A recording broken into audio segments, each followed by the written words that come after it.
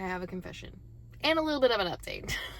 If you're new here, I'm Brit Bolerjack. I'm a pasture farmer in the East Bay of San Francisco, and I am doing a Nothing New Year. If you're wondering what a Nothing New Year is, you can check out some of my other videos about Nothing New Year. Basically, the premise is like, instead of doing a low buy or a no buy or some kind of frugal challenge in my life for the next 12 months, I'm attempting to purchase nothing brand new. This has been a great experiment. I've learned a lot already, but I wanted to give you a couple of updates, and one of them is a confession. As part of my Nothing New Year, I am allowing myself to purchase consumables. For me, in my head, that was like toothpaste, toilet paper, food, obviously, and things that I just need, general necessities that I use up. But one of the things that I hadn't thought of is plants. Part of what we're doing on the farm is trying to seed and propagate and plant a lot of natives and repopulate our land for pollinators. If you kind of know anything about us, our beekeeper Tim has been telling us after this first year of beekeeping that actually our bees aren't doing that great. We need a lot more pollinating flowers for them, trees and plants for them. So I went to the nursery Flowerland over in Albany yesterday with my daughter, just because it's the cutest little thing. I'll flash a photo up here if you want to see it, but she's adorable. They have little wagons for kids that they can like pull around and put plants in. So I bought plants. I mean, let's face it, there is nothing super sustainable about this packaging or this purchase. I guess I could like technically argue that this is a consumable because it's a living thing. I'm gonna put it in the ground, and that's about it. You know, if I'm honest about it, I don't think this falls within my Nothing New Year. I don't know. Maybe I could make some sort of argument that this is not a new item. I mean, I guess the pot is new and not super easily recycled.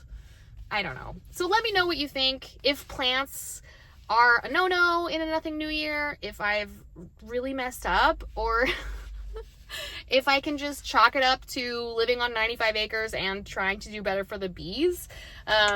I am also seeding things. I'm not counting seeds as part of Nothing New Year. I feel like seeds are a necessity and a consumable in my own life.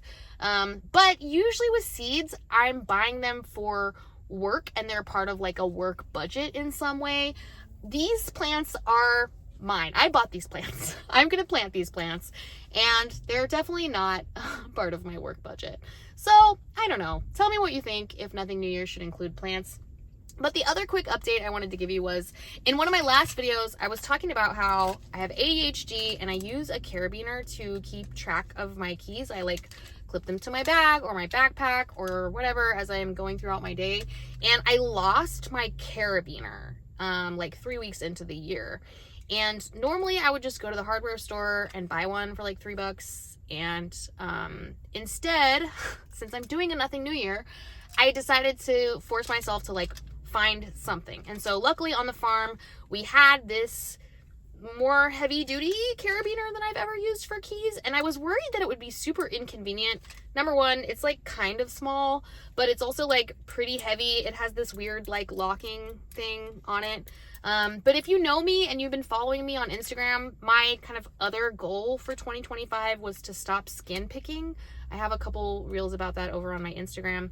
But in an effort to do that, a lot of what you guys said in the comments was like, you need a fidget. You need to get a fidget toy or a fidget ring or like something that you keep with you all the time. And at first I was like, I can't do that because I am doing a Nothing New Year, and who puts a fidget toy on Facebook Marketplace? Like, I'm not going to be able to find a used fidget. However, it turns out that this little locking twisty thing on this keychain has actually been like sort of fidgety. And I have, over the last week that I've been using it, like maybe half the time I go to skin pick, I remember to grab my keys and spin this instead. So I sort of accidentally got a fidget toy, and it's kind of working a little bit. Anyway, if you have more skin picking tips, I would love them. But initially I was worried that this carabiner would be a huge pain, but actually it seems like maybe it has a dual purpose. I don't know. You can follow along and tell me what you think. But I have a few more updates for you of things that I have ordered used from like eBay and Depop this week, but I'll save those for another video once they actually come in the mail. In the meantime, are you doing a Nothing New Year? Have you ever thought about doing a Nothing New Year? It's already saved me from several Amazon purchases or like just website purchases that I would have made. Like I often try to do things while I'm thinking about it.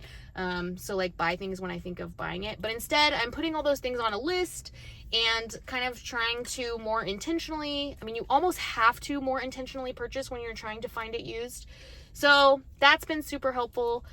Tell me about your New Year's resolutions. If you're doing a Nothing New Year or a low buy or a no buy, I would love to hear your feedback. So far, this has been really good for me because I needed fewer rules. I think the new consumables versus used everything else seemed like a really simple rule that I wouldn't have to like nitpick or think too much about. But it turns out for plants and seeds and things that I might want to purchase, I am kind of wondering how that fits into the idea of a Nothing New Year. So I'd love to hear your thoughts. Should I have I really messed this up? I don't know. Tell me what you think in the comments, and I'll see you in the next video.